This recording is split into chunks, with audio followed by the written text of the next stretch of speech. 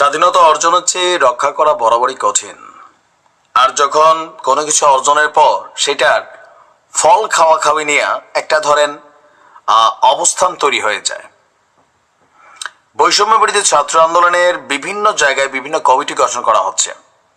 আর এই কমিটিগুলো নিয়ে এমন এমন কর্মকাণ্ড ঘটে যে হাসনাত যদি চট্টগ্রাম যায় তাহলে তার পরিণতি অনেকটা হান্নান মাসুদের মতন হবে। খেয়াল আছে তো, গেল কয়েক সপ্তাহ আগে চট্টগ্রামে একটা কমিটি গঠনকে কেন্দ্র করে সেখানে হান্নান মাসুদকে মারধর করা হয়েছিল, শারীরিকভাবে লাঞ্ছিত করা হয়েছিল। যদিও পরে বলা হয়েছে ধাক্কাধাক্কি হয়েছে, বাট বলা হয়েছিল যে কোনো একটা কিশোর গ্যাং ছাত্রলীগ সমর্থক তারা এখানে কয়েকজনের মারধর করছে। আর এটার পিছনে আবার একজন সমন্বয়কের নাম উঠে আসছিল। আজকে আমরা দেখছি যে চট্টগ্রামে এই মুহূর্তে 3 জন প্রধান সমন্বয়ক যারা আছেন তাদেরকে অবাঞ্ছিত ঘোষণা করছে। এর মধ্যে চট্টগ্রামের যে রাফি ছেলেটা আছে, খানতালাত রাফি, তারেও অবাঞ্ছিত করছে, হাসনাত আবদুল্লাহর অবাঞ্ছিত করছে, আরিফ সোহেলর অবাঞ্ছিত করছে। কারা? চট্টগ্রামের বৈষম্য বিরোধী যেই কমিটি আছে সেই কমিটির পোলাপানি নিজেরা তাদের বসদেরকে অবাঞ্ছিত ঘোষণা করছে। ঘটনার প্রেক্ষাপট কি?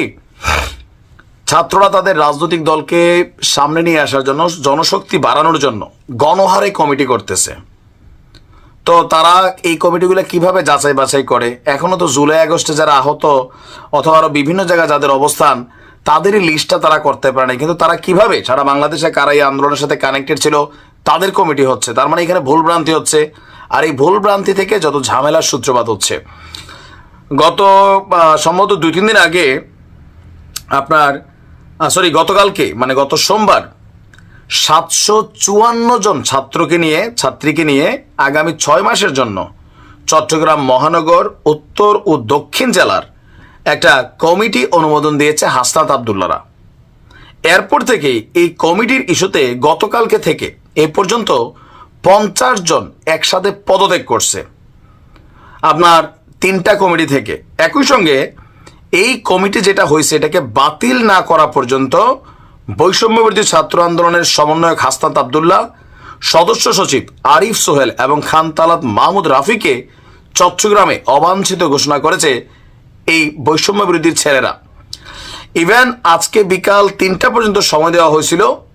আর এখন আমরা যতদূর শুনতে পাচ্ছি যে ছাত্ররা রাজপথ দখল করে নিছে। কেন? এই কমিটি বাতিল করতে হবে। চট্টগ্রাম প্রেস ক্লাবে এস রহমান মিলনায়তনে আলটিমেটাম করে মানে সংবাদ সম্মেলন করে এই আলটিমেটাম দিয়েছেন ছাত্রদের একাংশ। বলা হচ্ছে যে সংবাদ সম্মেলনের সমন্বয়ক জুবায়ের মানিক বলছেন চট্টগ্রামের 3টি কমিটি প্রহসনের কমিটি। এতে জুলাইয়ের অরিজিনাল যারা অংশীজন তাদের মূল্যায়ন করা হয়নি। চাঁদাবাজ, নারী হেনস্থাকারী, কিশোর গ্যাংয়ের যারা সদস্য আছে তাদের নিয়ে এই কমিটি গঠন করা হয়েছে। ইভেন কেন্দ্রীয় সদস্য রাসেল আহমেদ এটার বিষয়ে অবগত নয়। আর খানতালাত রাফি তার ইন্ধনে বৈষম্য বিরোধী ছাত্র আন্দোলনের আহ্বায়ক হাসনাত, সদস্য সচিব আরিফ এই কমিটিটাকে অনুমোদন দিয়েছে। তাদের বক্তব্য এই কমিটি বাতিল না করা পর্যন্ত হাসনাত, আরিফ, খানতালাত রাফি বীর চট্টলায় তারা অবাঞ্ছিত। আর 3 দফা দাবি দিছে। প্রথমটা হচ্ছে কমিটি বাতিল, 3 দিনের আলাপ আলোচনার ভিত্তিতে কমিটি গঠন করতে হবে। আগামী 3 দিনের মধ্যে কমিটি গঠনের পূর্বে অভিযুক্ত ব্যক্তিদের বিরুদ্ধে তদন্ত প্রতিবেদন করতে হবে।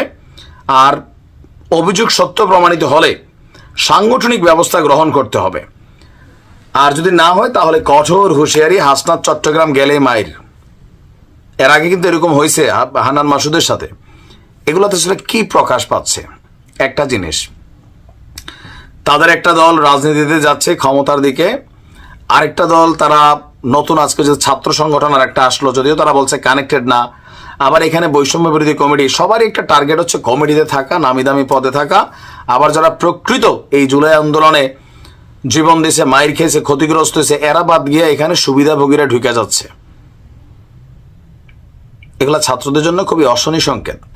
পাবলিক হাহা রিয়েক্ট দিচ্ছে। কমেন্টগুলো একটু দেখেন। হ্যাঁ, ভালো থাকুন।